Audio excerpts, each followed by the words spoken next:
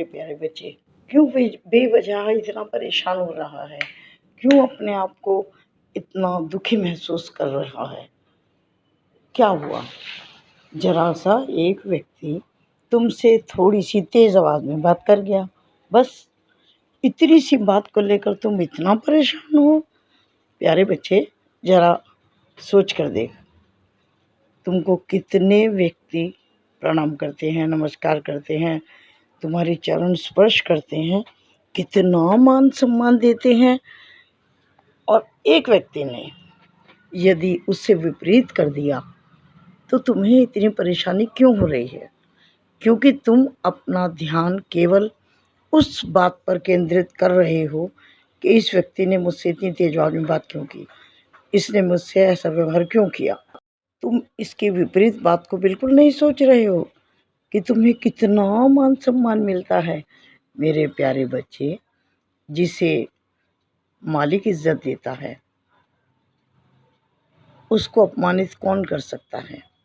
सोचो, तुम्हें जो मान सम्मान सब मिलता है ना, यश, मान सम्मान, मर्यादा, सब ये सब ऊपर वाले की रहमो करम से मिलती है, उसके आशीर्वाद से मिलती है।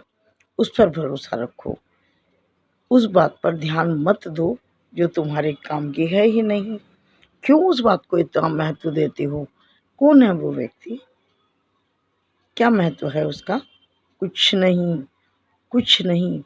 वो केवल तुम्हें मानसिक रूप से परेशान करना चाहता है, तोड़ना चाहता है तुम्हें, और तुम्हें आगे बढ़ता हुआ नहीं देखना चाहता। और तुम जब मानसिक रूप से परेशान हो गए तो वो तो अपने गलत कार्य में सफल हो गया ना, लेकिन तुम अपने को ऐसा क्यों होने दे रहे हो मेरे प्यारे बच्चे? बिल्कुल ऐसी बातों को सुनने की ज़रूरत नहीं है। और क्या मान और क्या अपमान, तुम तो साईं सच्चरित्र पढ़ते हो ना, उसमें तुमने पढ़ा है, शायद भूल गए हो, कि जो मुझे नमस्कार करता था वो भी मेरे लिए उतना ही प्रिय था, और जो मुझे नमस्कार नहीं करता था मैं उसको भी उसी नज़र से देखता था। तुमने पढ़ा है लेकिन भूल गए हो। क्या करना है? उदी लो, उदी है ना तुम्हारे पास, उदी लो, जल में मिलाओ, उसे ग्रहण करो। उससे तुम्हारा मन और आत्मा शांत होगी, पवित्र होगी। और इसी उदी को अपने माथे से लगाओ, अच्छी तरह से हथेली में लेकर पूरे माथे पर अच्छे से लगाओ, और उसी उदी वाले हाथ को ही अपने सिर पर फेर लो। इससे तुम्हारा मस्तिष्क शांत होगा।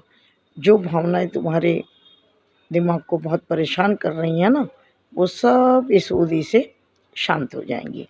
मेरी तरफ देख मेरे प्यारे बच्चे, मेरे रहते तुम्हें कौन नुकसान पहुंचा सकता है? क्या कर सकता है कि तुम्हारा कोई? तुम्हारा रक्षक हूँ मैं, संरक्षक पिता हूँ मैं, और तुम्हारे यश में, मान मर्यादा में, सम्मान में कोई कमी नहीं आई उस एक व्यक्ति के बोलने से। और ये मैं तुम्हारी सहन शक्ति बढ़ाना चाहता हूँ, इसलिए मैं ये सब होने देता हूँ और देखता रहता हूँ कि तुम कितना सहन कर सकते हो। मेरे प्यारे बच्चे, तुम्हारे अंदर सहन शक्ति होनी चाहिए कि विपरीत परिस्थिति भी आ जाए तो तुम डगमगाओ ना, तुम्हारा मानसिक संतुलन ना बिगड़े, तुम अपने आप को स्थिर रख पाओ।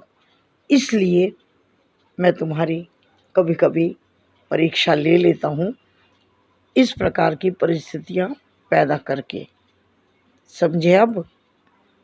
इसलिए मैं देखना चाहता था कि यदि ऐसा हो तो तुम पर क्या प्रभाव पड़ेगा, तुम इस चीज़ को किस तरीके से लोगे। तो मैंने देखा अभी और आवश्यकता है तुम्हें अपने मन को स्थिर करने के लिए। अभी तुम्हारे ऊपर उन बातों का असर हो रहा है, और एक समय ऐसा ज़रूर आएगा जब तुम बहुत अधिक सहनशील हो जाओगे और तुम्हें इन बातों से कोई फ़र्क ही नहीं पड़ेगा। जो तुमसे प्यार से बात करेगा वो भी ठीक है, जो नहीं करेगा वो भी ठीक है, और तुम मुस्कुराकर साइड से निकल जाया करोगे। मैं उस दिन की प्रतीक्षा कर रहा हूँ मेरे प्यारे बच्चे, और मैं देख भी पा रहा हूँ बहुत दूर तक कि अब वो समय दूर नहीं है। बहुत जल्द तुम्हारे अंदर इतनी शक्ति आ जाएगी, मानसिक रूप से तुम बहुत मजबूत बन जाओगे, तुम्हारा हृदय बहुत मजबूत हो जाएगा और तुम इन छोटी-छोटी बातों पर विचार करना बंद कर दोगे। यानी कि तुम एक बहुत सहनशील बच्चे मेरे बन जाओगे, जैसे मैं तुम्हें बनाना चाहता हूँ। बस थोड़ा समय है, थोड़ा सा धैर्य और रखो, और मेरा आशीर्वाद बेटा तुम्हारे साथ हमेशा है। बिल्कुल मत घबराया करो। ये तो छोटी-मोटी बातें होती रहती हैं जीवन में। तुम बस अपना निरीक्षण परीक्षण करते रहा करो मेरे प्यारे बच्चे, कि तुमसे कहीं कोई भूल ना हो, और यदि हो जाए तो कोई बात नहीं, उसमें जल्दी से ही सुधार कर लिया करो, और फिर आगे से उस गलती को दोहराया मत करो। बस इतना सी ही तो बात है ना। अब तुम बिल्कुल शांत भाव से अपने बिस्तर पर चलो, देख रहा हूँ मैं तुम्हें, और आराम की नींद लो, बिल्कुल निश्चिंत होकर लेट जाओ। बहुत मीठी नींद लेना। शुभ रात्रि मेरे प्यारे बच्चे, और मैं तुम्हारे सपने में आऊँगा, ठीक है? ये सोच कर के बहुत आराम से अब तुम सो जाओ। मैं तुम्हारे साथ ही हूँ, तुम अकेले बिल्कुल नहीं हो। और हाँ, जिस बात के लिए मैंने अभी तुम्हें समझाया है ना, उस बात पर तो बिल्कुल भी सोचना मत, ठीक है? बहुत सारा प्यार।